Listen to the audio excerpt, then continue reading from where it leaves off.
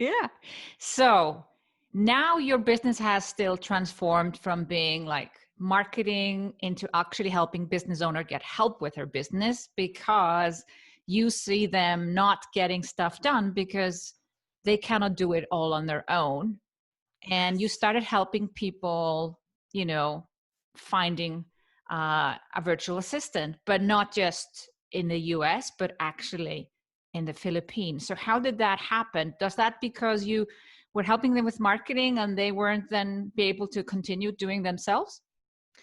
Well, I had done like a little free program like 4 years ago when I had my own epiphany of like, wow, like uh this is just not, at some point, no matter how well you're doing, you hit a ceiling. You could be crushing it, but at some point you were going to get to a point where you're like, I just can't fulfill my potential because there's only one of me. So fortunately I found this out early and I hired my own virtual assistant and it changed everything. And this person was in the Philippines.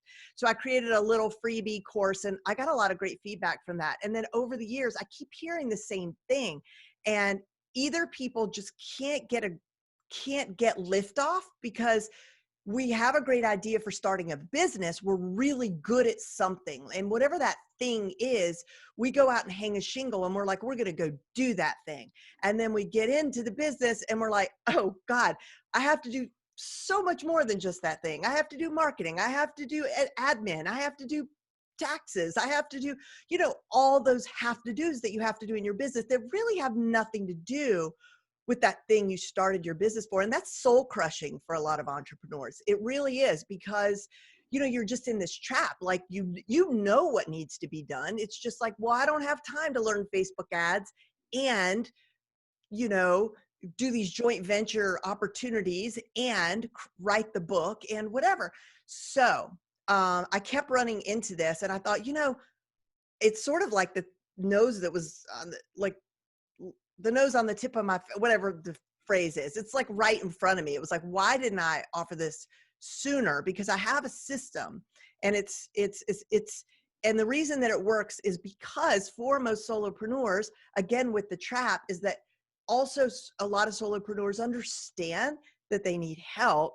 It's just, the problem is that there's a couple of problems. One is, they might be at the point where they're like, well, I feel like I need to reach X amount of dollars before I can justify this. And so, but then you never reach X amount of dollars because you don't have any help.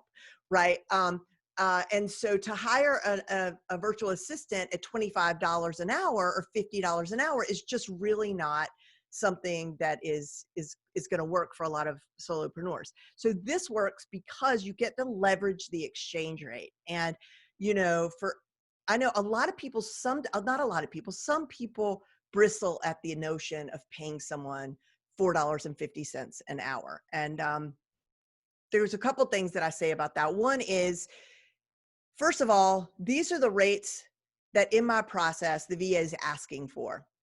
And again, we're leveraging an exchange rate. So what's $4.50 an hour there is not $4.50 an hour here. It goes a lot further, but there's other ways to get, to reward and compensate that VA beyond just that hourly rate. So they get to grow with you. And not only that, there's a sense of ownership.